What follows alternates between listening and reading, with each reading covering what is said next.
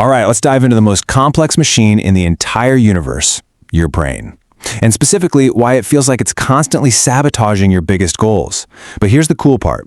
We're going to look at how a Roman emperor, thousands of years ago, actually figured out the secret to winning that fight. So yeah, let's get right into it. Okay, does this sound familiar at all? You know you should be working on that big project, right? Or, hitting the gym or studying for that exam. You have the absolute best intentions. But instead, what happens? You scroll, you put it off, you do literally anything else, and then bam, the guilt sets in. It's such a frustrating cycle, isn't it? Well, listen up, because this might be the most important thing you hear all day. It is not your fault. Seriously, you're not lazy, you're not weak, you're not undisciplined. The truth? Your brain is actually working exactly as it was designed to. The only problem is it wasn't designed for the world we live in today. So, to really get this, we've got to look at our brain's core programming. Think of it like this. Your brain doesn't really care about your dreams or your success. Nope. It cares about one thing and one thing only: survival. And this is where you can really see the mismatch, right? I mean, thousands of years ago, survival was all about finding food, not getting eaten, and saving every single calorie. Any hard work that didn't immediately lead to food or safety, that was just a waste of precious energy. So fast forward to today. When you try to work on that project or learn a new skill, your ancient brain just flags it as unnecessary energy burn. It sees it as a potential threat to your survival. Kind of crazy, huh? And to keep you locked in that prehistoric comfort zone, your brain has this powerful little tool. It's called dopamine. It gives you a tiny hit of this feel-good chemical every single time you choose the easy path. Scrolling on your phone, watching one more episode, grabbing that junk food. It's an instant reward for saving energy. But that hard work? Well, the reward for that is way off in the future, so your brain basically just says, why bother? And what's the result of all this? Well, here it is. We get stuck in what you could call the comfort trap. Our brain's whole reward system makes that feeling of comfort totally addictive. So we just start to consistently choose the path of least resistance. We pick easy now over what's actually better for us later. And before you know it, that comfort, it becomes a prison. Okay, so if this is the battle we're all facing day to day, what would the most extreme version of this fight even look like? I mean, what happens when comfort isn't just an option, but it's your entire reality? Just imagine it. Imagine having everything, every luxury, every single desire met in an instant. You are, for all intents and purposes, the most powerful person on earth. What do you think that would do to your character? With absolutely no external forces pushing you to be better, could you resist that ultimate comfort trap? History tells us that almost no one can. Almost. And this brings us to the one guy who faced that ultimate test and somehow, against all odds, actually won. We're talking about the Roman Emperor Marcus Aurelius.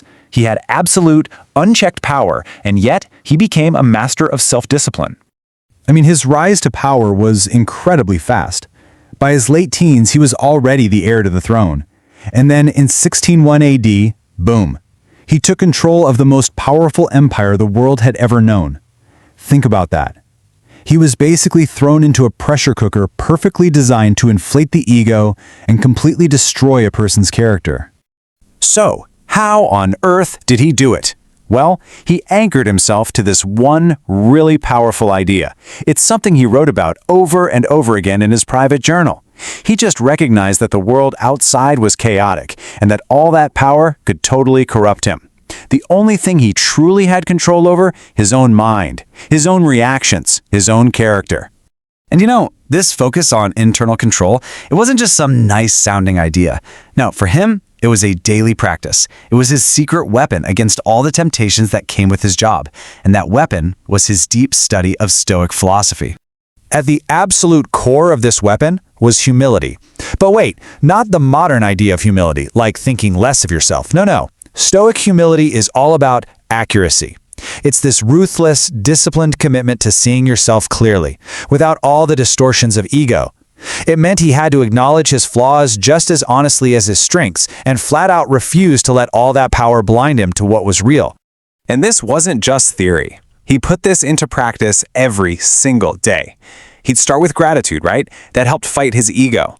Then he'd do this thing called the view from above, where he'd imagine his own life from a cosmic perspective, which kind of shrinks your problems down to size.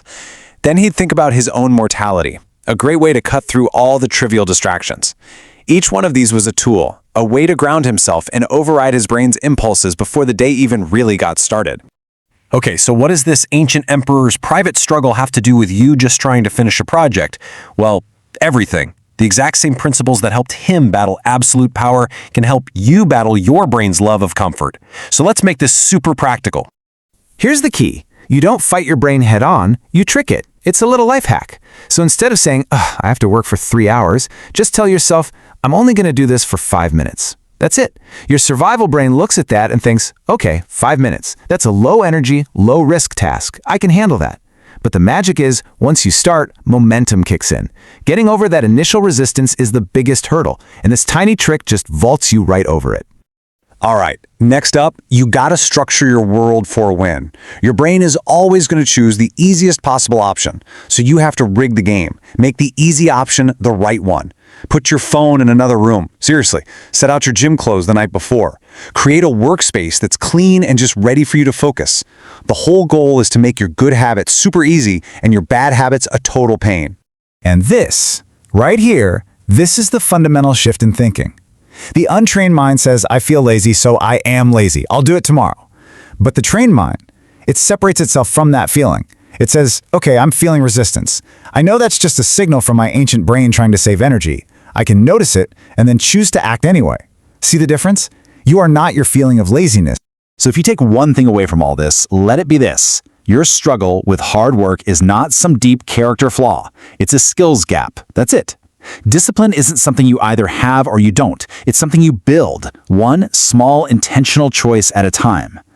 So you're not weak. You're just untrained. Look, that battle between your ancient brain and your modern goals, it's happening every single day. But the difference is, now you have the tools to actually fight back. You can understand the signals your brain is sending, you can trick that initial resistance, and you can start to build a discipline you need. So really, the only question left is, where are you going to begin?